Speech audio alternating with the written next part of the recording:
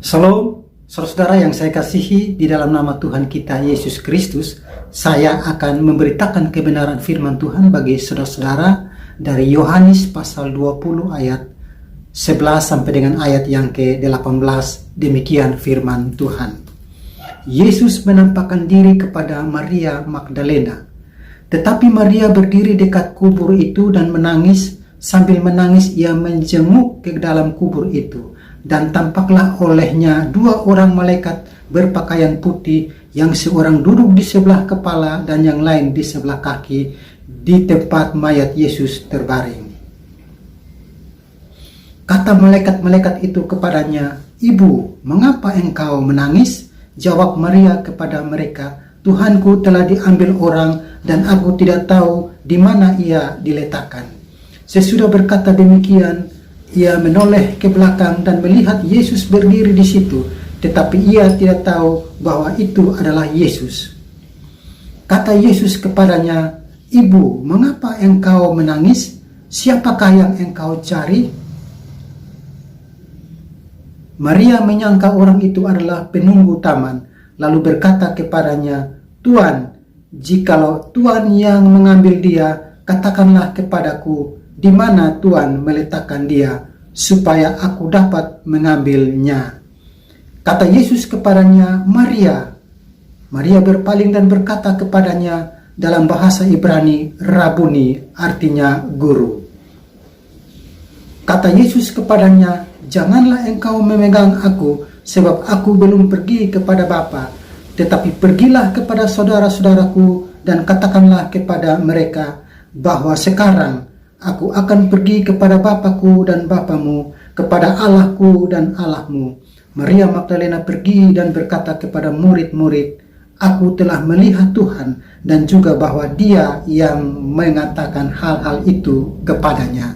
Saudaraku yang terkasih, dari pembacaan ini saya memberikan suatu tema kecil, yaitu berpaling kepada Sang Hidup.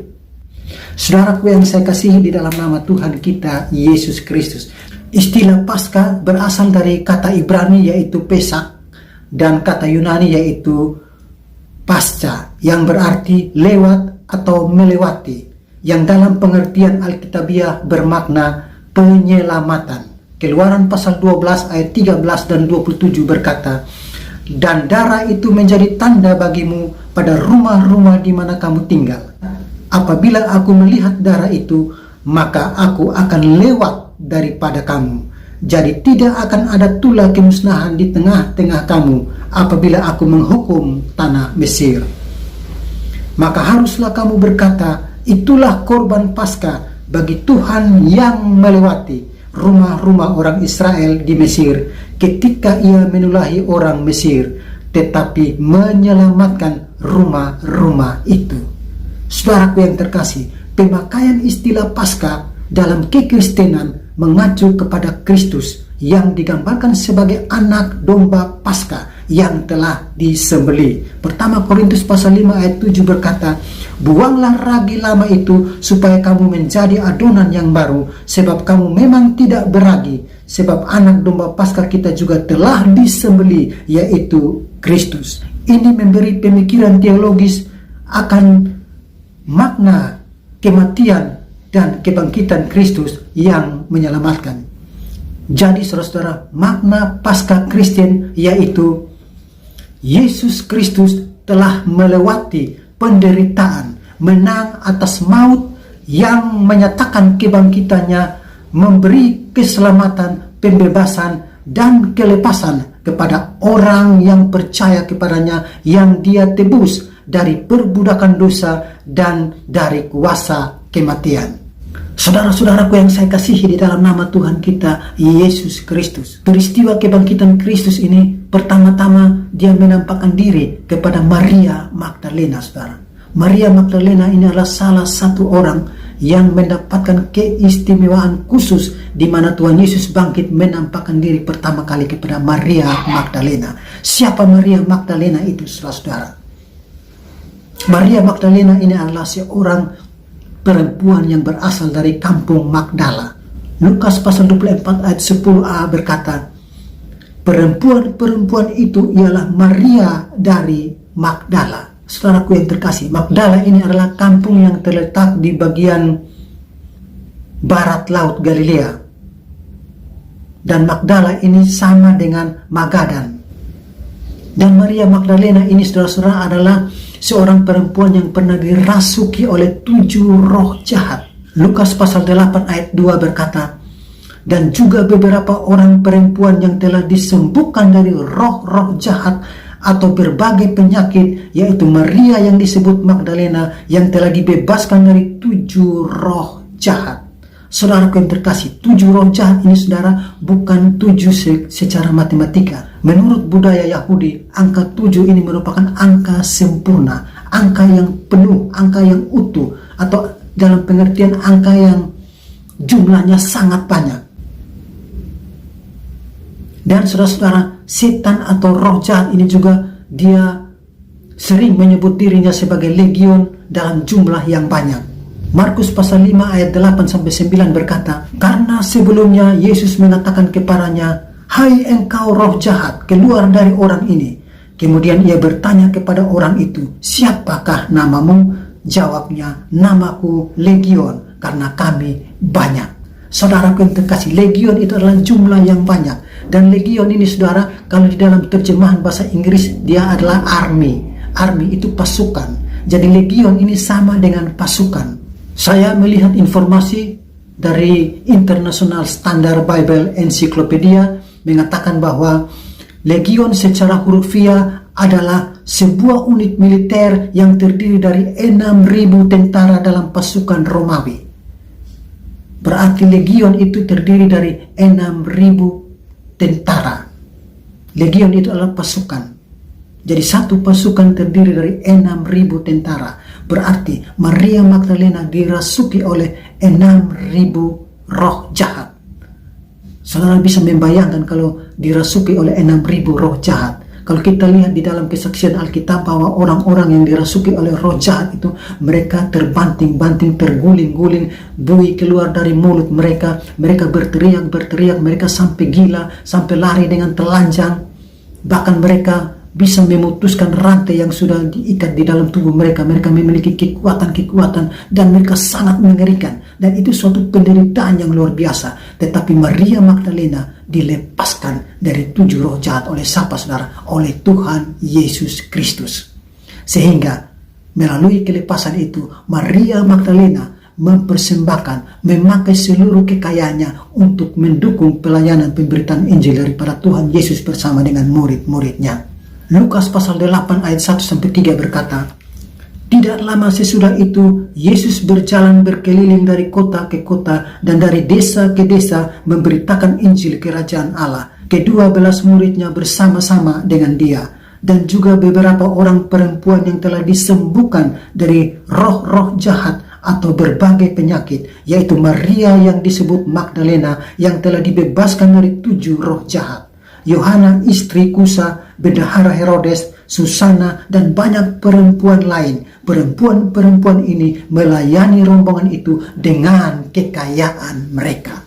Maria Magdalena melayani Tuhan dengan kekayaannya, karena ia merasa bahwa Tuhan Yesus telah melepaskan dia dari 7 roh jahat. Bahkan saudara-saudara, Maria Magdalena menjadi orang yang setia, orang yang begitu mencintai dan mengasihi kepada Tuhan Yesus Kristus. Matius pasal 27 ayat 55 dan 56 berkata, dan ada di situ banyak perempuan yang melihat dari jauh, yaitu perempuan-perempuan yang mengikuti Yesus dari Galilea untuk melayani dia. Di antara mereka terdapat Maria Magdalena dan Maria ibu Yakobus dan Yusuf dan ibu anak-anak Zebedeus. Kita juga bisa baca ini di dalam Matius pasal 27 ayat 61 berkata, tetapi Maria Magdalena dan Maria yang lain tinggal di situ, duduk di depan kubur itu. Saudaraku yang terkasih, Maria begitu setia, begitu mencintai dan mengasihi Tuhan Yesus, sehingga mulai dari penderitaan sampai kematian, bahkan sampai Tuhan Yesus dikubur, Maria Magdalena masih tetap ada bersama-sama di samping Tuhan Yesus. Saudaraku yang terkasih, peristiwa ini membuat suatu peristiwa yang istimewa bagi Maria, sehingga Tuhan Yesus menampakkan diri pertama kalinya kepada Maria Magdalena. Saudaraku yang saya kasihi di dalam nama Tuhan kita Yesus Kristus, melalui peristiwa kebangkitan Tuhan Yesus dan Tuhan Yesus menampakkan diri kepada Maria Magdalena ini, kurang lebih ada 9 hal menarik yang akan saya sampaikan kepada saudara-saudara. Yang pertama, saudara, Maria Magdalena ini dia dilepaskan dari 7 roh jahat. Dia ada di dalam penderitaan. Tuhan Yesus menolong dia, saudara, melepaskan dia. Dan bukti dari Tuhan Yesus melepaskan dia, dia merasakan akan cinta kasih Tuhan. Sehingga melalui cinta kasih Tuhan itu, dia begitu mengasihi Tuhan Yesus. Dia begitu mencintai Tuhan Yesus. Sehingga dimanapun Tuhan Yesus berada, di situ dia berada. Bahkan seluruh kekayaannya dia pakai untuk pelayanan Tuhan Yesus di dalam memberitakan Injil, saudara. Bagaimana dengan saudara dan saya? Saudara dan saya bukan saja dilepaskan dari roh-roh jahat. Penderitaan daripada roh-roh jahat itu penderitaan yang tidak sebanding dengan penderitaan yang saudara dan saya alami di dalam neraka, yaitu kerajaan maut, di dalam penderitaan kekal atau selama-lamanya. Tetapi saudara dan saya, Tuhan Yesus telah membebaskan dari penderitaan kekal di dalam kerajaan maut, yaitu neraka selama-lamanya. Tuhan Yesus telah melepaskan ke saudara dan saya, sehingga saudara dan saya sudah berpaling kepada Yesus Kristus yang adalah sang hidup itu. Maka tentunya saudara dan saya harus lebih setia, harus lebih mencintai, harus lebih sungguh-sungguh menyerahkan seluruh tubuh ini untuk hormat dan kemuliaan Tuhan, untuk pekerjaan pelayanan Tuhan, untuk pekerjaan pemberitaan Injil kerajaan Allah.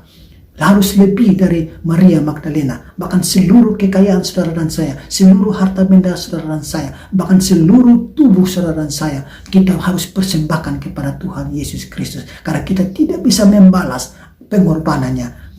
Karena kita tidak bisa membalas karya keselamatan yang sudah dia kerjakan bagi saudara dan saya.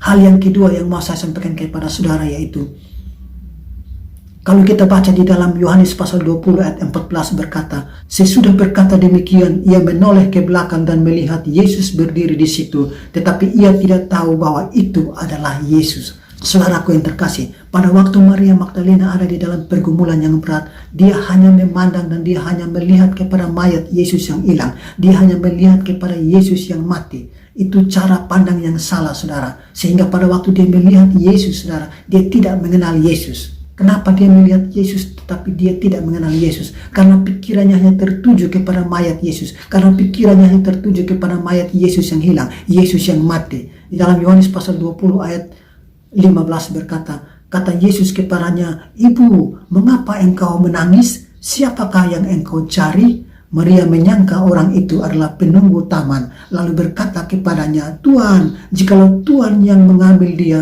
katakanlah kepadaku di mana Tuan meletakkan dia, supaya aku dapat mengambilnya." Saudaraku, pandangan Maria hanya tertuju kepada mayat Yesus. Pandangan Maria hanya tertuju kepada kematian Kristus. Pandangan Maria hanya tertuju kepada mayat Kristus yang hilang, yang dicuri oleh orang. Tetapi saudara-saudara, Maria bisa berpaling kepada sang hidup, bisa berpaling kepada Yesus Kristus yang hidup itu, karena Tuhan Yesus yang berkata kepada dia dan memanggil dia Maria. Yohanes pasal 20 ayat 16 berkata, kata Yesus kepadanya, "Maria." Maria berpaling dan berkata kepadanya dalam bahasa Ibrani, "Rabuni," artinya guru. Saudaraku yang terkasih, kalau Tuhan Yesus tidak berbicara atau tidak berkata kepada Maria Magdalena dan memanggil namanya Maria, Maria tidak akan mungkin berpaling kepada sang hidup itu, saudara-saudara. Karena itu, saudara-saudara, saat ini saya mengatakan kepada saudara, jikalau saudara bisa berpaling kepada sang hidup itu, jikalau saudara bisa berpaling kepada Yesus Kristus yang hidup itu, maka saudara sementara dipanggil oleh Tuhan Yesus Kristus. Tuhan Yesus sementara berkata kepada saudara, "Mari, ikutlah aku. Mari datang kepadaku." Kalau Tuhan Yesus tidak berkata Maria, maka Maria tidak akan mungkin bisa berpaling kepada Yesus Kristus yang adalah sang hidup itu. Saudaraku yang terkasih, hal ketiga yang ingin saya sampaikan kepada saudara yaitu, Tuhan Yesus berbicara dengan kita. Tuhan Yesus berkata-kata dengan kita melalui apa, saudara? Tuhan Yesus berkata-kata dengan kita melalui firman Allah. Pada saat saudara membaca firman Allah, di situ Tuhan Yesus sementara berbicara dengan saudara. Kalau saudara baca firman Allah, lalu firman Allah berkata bertobat, maka saudara bertobat, maka saudara sementara mendengarkan suara Tuhan Yesus, dan saudara sementara memandang kepada Yesus Kristus yang adalah Sang Hidup itu. Firman Tuhan ini juga akan menuntun saudara kepada keselamatan di dalam iman kepada Yesus Kristus. Kalau kita baca di dalam 2 Timotius 3 ayat 15 berkata, ingatlah juga bahwa dari kecil engkau sudah mengenal kitab suci yang dapat memberi hikmat kepadamu dan menuntun engkau kepada keselamatan oleh iman kepada Yesus Kristus. Haleluya saudaraku. Firman Tuhan akan menuntun saudara kepada iman kepada Yesus Kristus, dan saudara akan selamat saudara. Saudara-saudara, saya punya kesaksian satu begini saudara. Saya punya seorang teman, satu angkatan, kami tamatan tahun 1990. Kami dilahirkan di suatu kelurahan, dan kelurahan ini kami namakan Kanaan. Bukan Kanaan yang di Israel saudara, tapi Kanaan ini Kanaan di Nunleu. Sekarang dia sudah menjadi kelurahan Nunleu. Pada tahun 90 teman saya ini, waktu kami tamat SMA, dia mengajak saya untuk pergi ke Jakarta untuk merantau, tapi saya tidak mau. Maka dia pergi ke Jakarta dan merantau di sana. Sampai di sana dia menikah dan dia punya istri seorang yang beragama Islam dan mengikuti dia, yaitu masuk Kristen. Dengan berjalannya mereka dalam berumah tangga, dia datang ke Kupang, lalu dia bicara dengan saya tentang peristiwa yang dia alami, yaitu di mana bapak mantunya bertanya kepada dia, Tuhan Yesus itu seperti apa? Tapi karena memang teman saya ini karena sibuk dengan kerja dan mungkin dia juga tidak terlalu memahami akan kebenaran firman Tuhan, maka dia bilang, kalau bapak mau mengetahui tentang Tuhan Yesus, bapak baca Alkitab. Lalu dia ambil Alkitab, dia kasih ke bapak mantunya untuk membaca. Saudara-saudaraku, ternyata firman Allah itu membawa keselamatan bagi bapak mantunya. 1 tahun kemudian bapak mantunya mengambil keputusan untuk mau mengikuti Yesus dan percaya kepada Yesus dan memberi diri untuk dibaptis. Saudaraku yang terkasih, ini suatu kesaksian yang sangat luar biasa bahwa Alkitab akan menuntun orang kepada keselamatan di dalam Tuhan kita Yesus Kristus. Karena itu saudara, jangan saudara malas baca Alkitab, jangan saudara menolak akan Alkitab. Karena jikalau saudara membaca Alkitab dan saudara memahami, mengerti, dan saudara mengikutinya, maka saudara sementara mendengar akan suara Allah, saudara sementara mendengar akan panggilan Kristus, dan saudara akan mengikutinya, maka saudara pasti akan selamat. Tuhan Yesus berkata kepada saudara dan saya juga melalui khotbah-khotbah, yaitu khotbah-khotbah yang diberitakan oleh hamba-hambanya, yaitu pendeta, penginjil, majelis, pengajar, calon vikaris, dan juga hamba-hamba Tuhan yang memberi dirinya untuk memberitakan kebenaran firman melalui media-media sosial, baik itu video-video khotbah, bahkan tulisan-tulisan mereka. Saudara-saudara, jikalau saudara-saudara membacanya, menerima dan membacanya, dan saudara mengerti dan memahaminya, maka Tuhan Yesus atau Sang Hidup itu sementara berkata dan memanggil kepada saudara. Jikalau saudara mengikuti akan khotbah-khotbah dan renungan-renungan itu, maka saudara akan diselamatkan karena saudara sudah berpaling kepada Sang Hidup itu. Tetapi jikalau saudara mengabaikan akan khotbah-khotbah dari hamba-hambanya yang dia utus, dan saudara mengabaikannya dan tidak mendengarkannya, bahkan tidak membacanya, maka saudara sementara berpaling kepada dunia ini. Saudara sementara berpaling kepada ilah-ilah zaman ini. Saudara sementara berpaling kepada hartamu, kepada kemampuanmu, kepada pikiranmu, kepada kekayaanmu, bahkan kepada dewa-dewa, kepada setan-setan. Karena itu saudara harus bertobat saudara. Berpalinglah kepada Sang Hidup melalui khotbah-khotbah yang disampaikan oleh hamba-hambanya. Dengar itu baik-baik dan minta Tuhan supaya saudara mengerti, supaya jikalau saudara mengerti dan saudara berpaling kepadanya, maka saudara pasti akan diselamatkan.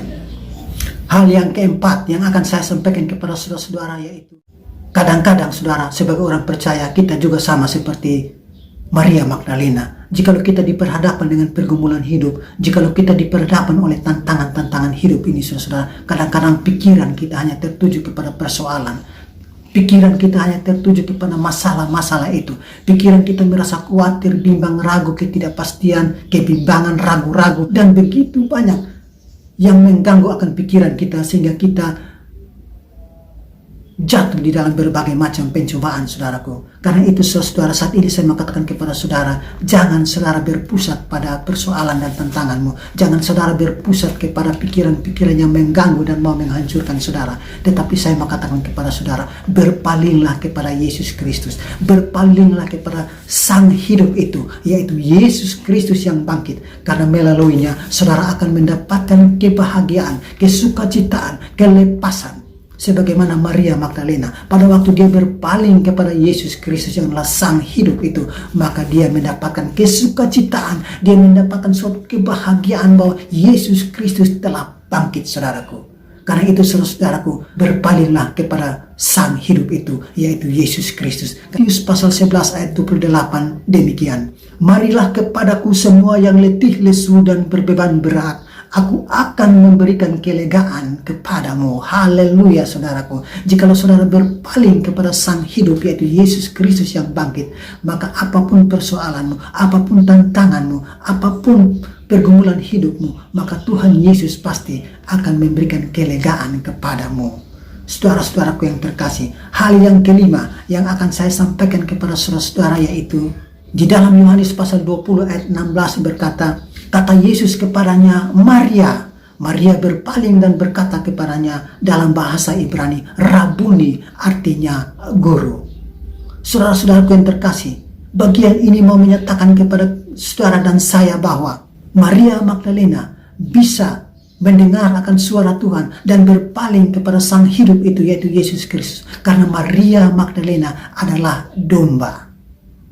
Kenapa, saudara-saudaraku? Karena dombalah yang akan mendengarkan suara gembalanya. Karena dombalah yang bisa mendengar suara gembalanya dan mengikutinya, saudaraku. Pada waktu Maria berpaling kepada Sang Hidup itu, lalu dia mengikuti apa yang dikatakan oleh Sang Hidup itu, saudara. Dia pergi dan dia menyampaikan kepada murid-murid yang lain tentang kebangkitan Kristus.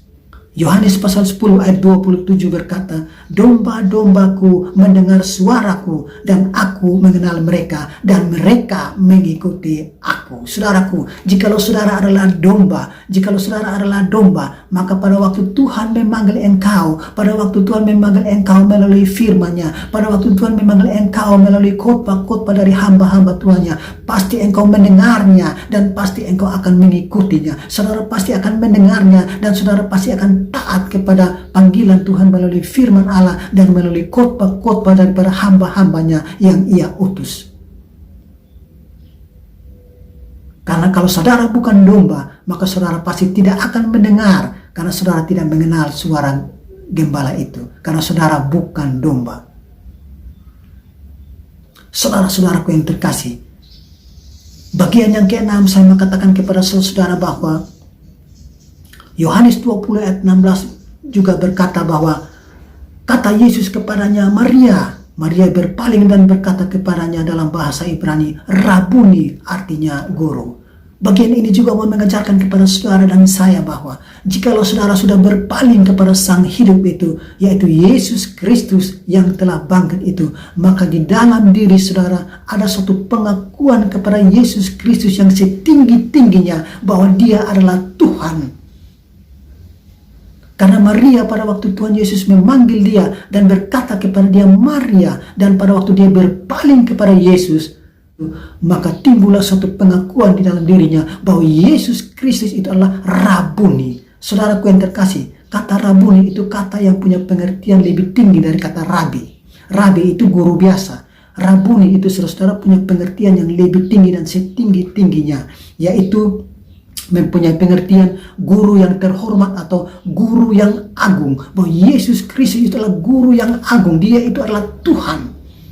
Dia adalah guru yang paling tinggi dari semua guru yang ada dalam dunia ini. Dia itu adalah Tuhan. Jadi kalau saudara sudah berpaling kepada Sang Hidup itu, yaitu Yesus Kristus yang bangkit itu, maka otomatis saudara punya pengakuan bahwa Yesus Kristus adalah Tuhan setinggi-tingginya, dan saudara mengaku di dalam hatimu bahwa Dia telah dibangkitkan oleh Allah Bapa, maka kamu pasti akan diselamatkan. Roma pasal 10 ayat 9 berkata, Sebab jika kamu mengaku dengan mulutmu bahwa Yesus adalah Tuhan dan percaya dalam hatimu bahwa Allah telah membangkitkan dia dari antara orang mati, maka kamu akan diselamatkan. Saudaraku yang terkasih di dalam nama Tuhan kita Yesus Kristus, bagian yang ketujuh mau saya sampaikan kepada saudara bahwa Yohanes pasal 20 ayat 17a berkata, kata Yesus kepadanya, janganlah engkau memegang aku.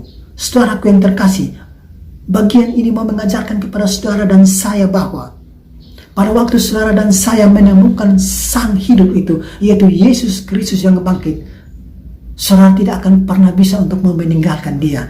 Pasti saudara mau terus bersama-sama dengan dia. Saudara mau terus beribadah terus bersama-sama dengan dia. Saudara mau terus ada di gereja. Saudara, memang itu sesuatu hal yang penting. Tetapi itu akan menjadi efektif kalau saudara pergi dan beritakan, pergi dan bersaksi bahwa Yesus Kristus itu bangkit, pergi dan menolong fakir-fakir miskin dan anak-anak yatim piatu, tolong mereka, berbuat baik kepada mereka, maka itu merupakan suatu ibadah yang murni di hadapan Allah. Yakobus pasal 1 ayat 27 berkata, ibadah yang murni dan yang tak bercacat di hadapan Allah Bapa kita ialah mengunjungi yatim piatu dan janda-janda dalam kesusahan mereka dan menjaga supaya dirinya sendiri tidak dicemarkan oleh dunia. Saudaraku yang terkasih, begitu saudara berpaling kepada sang hidup itu, yaitu Yesus Kristus, maka saudara pasti suka untuk beribadah terus, saudara suka untuk berdoa terus. Saudara, itu penting, tetapi itu akan menjadi efektif kalau saudara pergi ke tetanggamu, saudara pergi kepada sahabatmu yang susah, yang sakit, saudara berdoa kasih dia, saudara bantu dia supaya dia bisa memenuhi kebutuhan hidupnya, saudara menolong dia, maka saudara sementara melakukan itu kepada Tuhan, maka itu perbuatanmu, perbuatan yang murni di hadapan Allah. Saudaraku yang terkasih, bagian yang ke-8 mau saya katakan kepada saudara, Maria Magdalena adalah orang pertama yang diperintahkan oleh Tuhan untuk memberitakan tentang kabar kebangkitan. Perintah ini juga sama diberikan kepada saudara dan saya, untuk memberitakan tentang kebangkitan Tuhan Yesus Kristus. Karena itu saudara, pengutusan yang sama juga diberikan kepada saudara dan saya, sebagaimana Maria Magdalena. Kita diutus karena sebelum Tuhan Yesus naik ke surga, dia memberikan suatu perintah terakhir bagi orang-orang percaya, bagi murid-muridnya supaya memberitakan Injil. Matius pasal 28 ayat 19 dan 20 berkata, karena itu, pergilah, jadikanlah semua bangsa muridku, dan baptislah mereka dalam nama Bapa dan Anak dan Roh Kudus, dan ajarlah mereka melakukan segala sesuatu yang telah kuperintahkan kepadamu, dan ketahuilah aku menyertai kamu senantiasa sampai kepada akhir zaman. Saudaraku yang terkasih, kita diberikan suatu amanat agung, kita diberikan tugas khusus oleh Yesus Kristus yang adalah sang hidup itu untuk memberitakan Injil. Karena saudara, kenapa kita diutus untuk memberitakan Injil, saudara? Karena ada begitu banyak orang-orang yang saat ini sudah mati masuk neraka, dan ada begitu banyak orang-orang yang saat ini sementara antri masuk neraka. Siapa mereka, saudara? Mereka itu adalah orang-orang di dalam kekristenan, bahkan di luar kekristenan. Mereka itu adalah orang-orang yang saat ini percaya kepada sinkretisme atau percaya kepada dua Allah. Di satu sisi mereka percaya kepada Yesus, di sisi yang lain mereka percaya kepada manusia yang mati dan tidak bangkit lagi. Mereka percaya kepada arwah orang mati, dan juga mereka percaya kepada nabi-nabi atau rasul-rasul mereka yang tidak memberikan jaminan keselamatan, tidak memberikan jaminan kepastian, sehingga mereka sendiri mati tapi tidak bangkit sampai hari ini, saudara. Karena itu saudara, berita Injil ini harus disampaikan, karena ada begitu banyak orang yang saat ini masih menyembah kepada pohon-pohon, masih menyembah kepada patung-patung, masih menyembah kepada dewa-dewa. Mereka butuh pertolongan, mereka ada di dalam kegelisahan, mereka ada di dalam kekhawatiran, mereka ada di dalam ketidakpastian, mereka ada di dalam keraguan-raguan. Karena itu saudara dan saya diutus untuk memberitakan Injil, untuk menyampaikan kabar tentang kebangkitan Kristus, bahwa dia telah mati, dia telah bangkit mengalahkan kematian itu. Sehingga bagi mereka yang sementara ini masih berpaling kepada ilah-ilah zaman ini, jikalau mereka berpaling kepada sang hidup itu atau Yesus Kristus yang bangkit itu, maka mereka pasti akan diselamatkan. Saudaraku yang terkasih, saya mengasihi saudara, saya mencintai saudara. Karena apa saudara-saudara? Saudaraku yang terkasih, Tuhan Yesus itu bukan saja Tuhan orang Kristen, tetapi dia adalah Tuhan dari semua orang. Kisah Para Rasul pasal 11 ayat 36 berkata, itulah firman yang ia suruh sampaikan kepada orang-orang Israel, yaitu firman yang memberitakan damai sejahtera oleh Yesus Kristus yang adalah Tuhan dari semua orang. Saudara, Tuhan Yesus adalah Tuhan dari semua orang. Dia suruh kita beritakan Injil, pergi ke seluruh bangsa, jadikan seluruh bangsa muridnya, saudaraku yang terkasih. Karena itu saya mengasihi saudara. Saya mau supaya saudara jangan saudara memandang kepada ilah-ilah zaman ini, saudara, tetapi berpalinglah kepada Sang Hidup itu, yaitu Yesus Kristus. Maka saudara pasti akan diselamatkan. Saudaraku yang terkasih, saudara mau membenci saya, silakan. Karena bagi saya bebas. Karena saya sudah menyampaikan. Karena Tuhan sudah perintah kepada saya dan saya sudah menyampaikan. Karena kalau saya tidak menyampaikan kepada saudara, lalu saudara mati masuk neraka, maka saya akan dituntut pertanggungan jawab. Yeskiel pasal 33 ayat 7-9 berkata, dan engkau anak manusia, aku menetapkan engkau menjadi penjaga bagi kaum Israel. Bila mana engkau mendengar suara firman daripadaku, peringatkan mereka demi namaku. Kalau aku berfirman kepada orang jahat, hai orang jahat, engkau pasti mati. Dan engkau tidak berkata apa-apa untuk memperingatkan orang jahat itu supaya bertobat dari hidupnya, orang jahat itu akan mati dalam kesalahannya. Tetapi aku akan menuntut pertanggungan jawab atas nyawanya daripadamu. Tetapi jikalau engkau memperingatkan orang jahat itu supaya bertobat dari hidupnya, tetapi ia tidak mau bertobat, ia akan mati dalam kesalahannya, tetapi engkau telah menyelamatkan nyawamu. Saudaraku yang terkasih, saudara mau membenci saya, silakan. Tetapi yang penting saya sudah melakukan tanggung jawab saya. Saya sudah memberitakan Injil kebenaran kepada saudara, bahwa saudara harus bertobat. Saudara-saudara yang sementara ini percaya kepada arwah-arwah orang mati, percaya kepada manusia yang mati dan tidak bangkit-bangkit lagi. Saudara yang masih percaya kepada dewa-dewa, yang menyembah kepada berhala-berhala. Saudara yang saat ini masih percaya kepada uangmu, hartamu, kekayaanmu, saya mengatakan kepada saudara bertobat, berpalinglah kepada Sang Hidup itu, yaitu Yesus Kristus, maka saudara pasti akan selamat. Karena Yohanes 3 ayat 16 berkata, karena begitu besar kasih Allah akan dunia ini, sehingga ia telah mengaruniakan anaknya yang tunggal, supaya setiap orang yang percaya kepadanya tidak binasa, melainkan beroleh hidup yang kekal. Haleluya saudara. Kalau saudara percaya kepada Yesus Kristus, maka saudara mendapatkan kehidupan yang kekal. Karena Yesus Kristus itulah Sang Hidup yang telah bangkit, mengalahkan maut. Saudaraku yang terkasih, bagian yang ke-9 saya mengatakan kepada saudara begini, saudara. Mengapa Tuhan Yesus melarang Maria Magdalena untuk menahan dia? Yohanes pasal 20 ayat 17a berkata, kata Yesus kepadanya, jangan engkau memegang aku. Saudaraku yang terkasih, sebenarnya terjemahan yang pasti itu bukan memegang, tetapi menahan. Janganlah engkau menahan aku. Saudaraku yang terkasih, kenapa Tuhan Yesus melarang Maria Magdalena untuk menahannya lebih lama?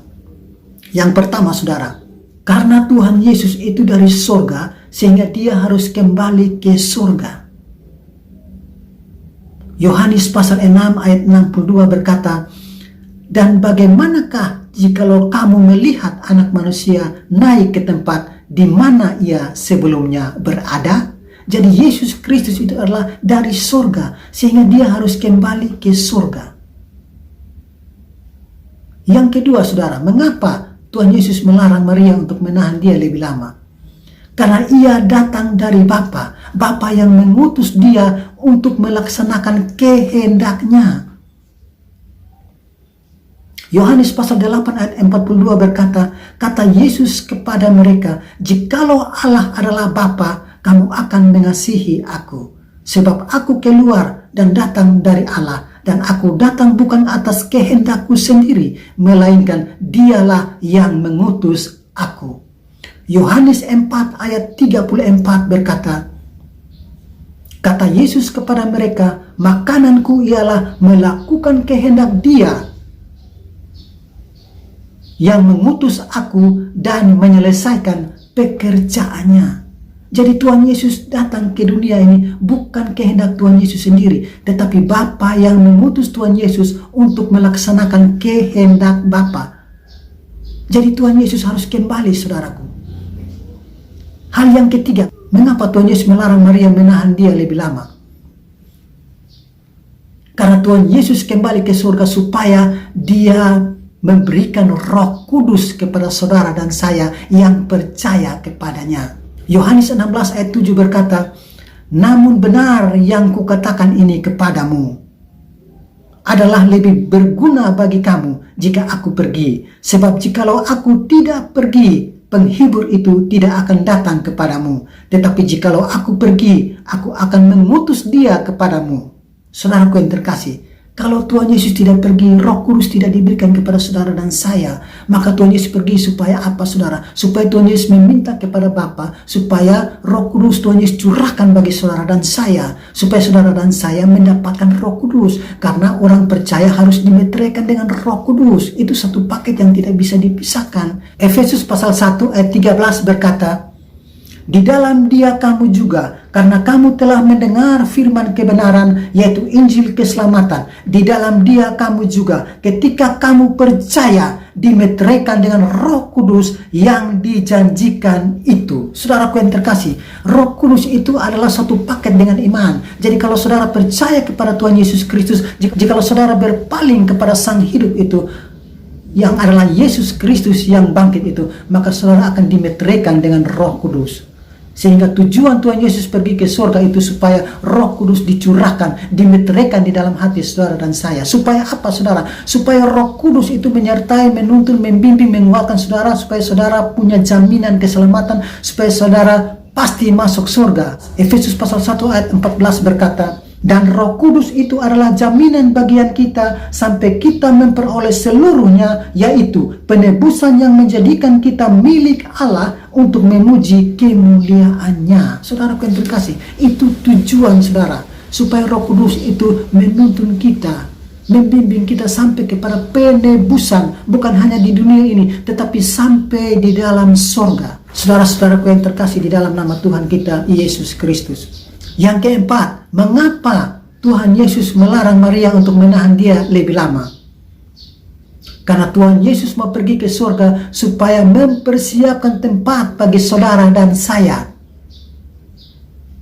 Yohanes pasal 14 ayat 2 berkata, di rumah Bapakku banyak tempat tinggal. Jika tidak demikian, tentu aku mengatakannya kepadamu. Sebab aku pergi ke situ untuk menyediakan tempat bagimu. Haleluya, saudara. Tuhan Yesus pergi ke surga, saudara, untuk menyediakan tempat bagi saudara dan saya yang sudah berpaling kepada Sang Hidup itu, yaitu Yesus Kristus yang bangkit. Supaya di mana Tuhan Yesus berada, di situ kita pun berada.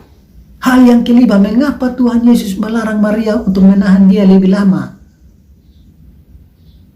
Karena Tuhan Yesus telah menyelesaikan karya keselamatan melalui salib. Jadi ia harus kembali supaya apa, saudara-saudara? Supaya ia ditinggikan dan duduk di sebelah kanan Allah Bapa di surga. Efesus pasal 1 ayat 20-22 berkata, yang dikerjakannya di dalam Kristus dengan membangkitkan dia dari antara orang mati dan mendudukkan dia di sebelah kanannya di sorga, jauh lebih tinggi dari segala pemerintah dan penguasa dan kekuasaan dan kerajaan dan tiap-tiap nama yang dapat disebut, bukan hanya di dunia ini saja, melainkan juga di dunia yang akan datang, yaitu sorga.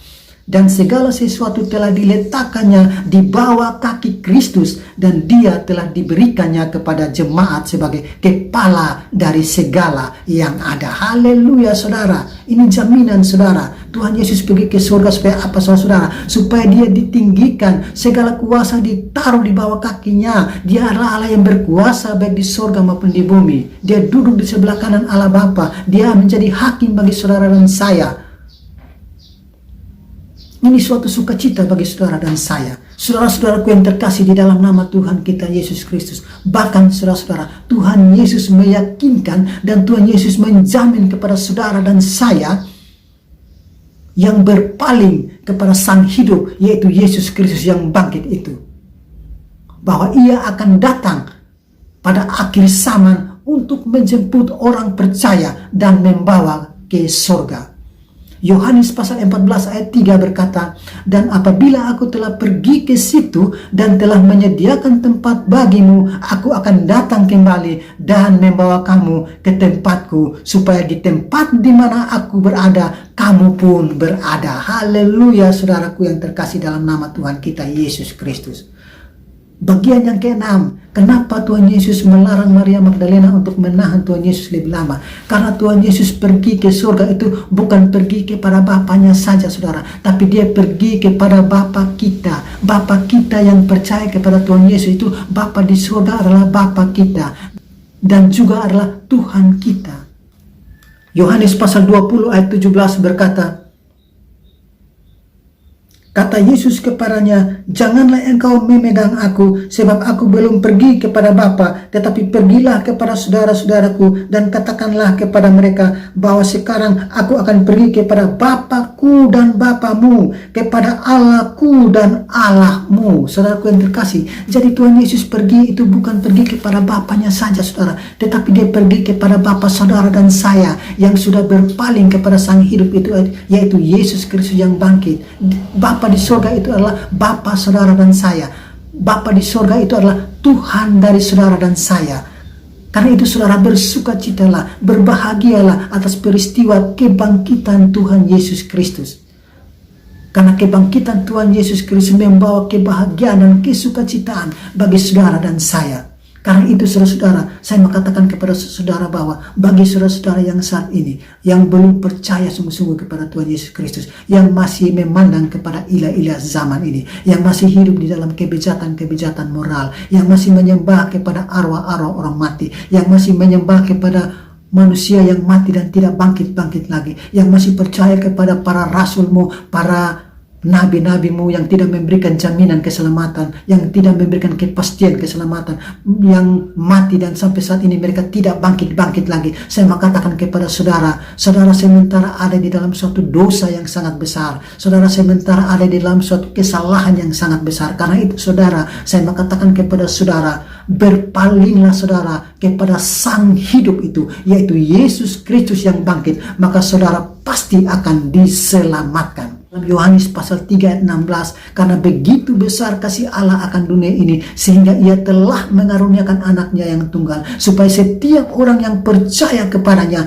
tidak binasa, melainkan beroleh hidup yang kekal. Haleluya. Karena itu saudara-saudara, berpalinglah kepada Sang Hidup itu, yaitu Yesus Kristus Tuhan yang telah bangkit. Kiranya kebenaran firman Tuhan ini memberkati saudara dan saya. Amin.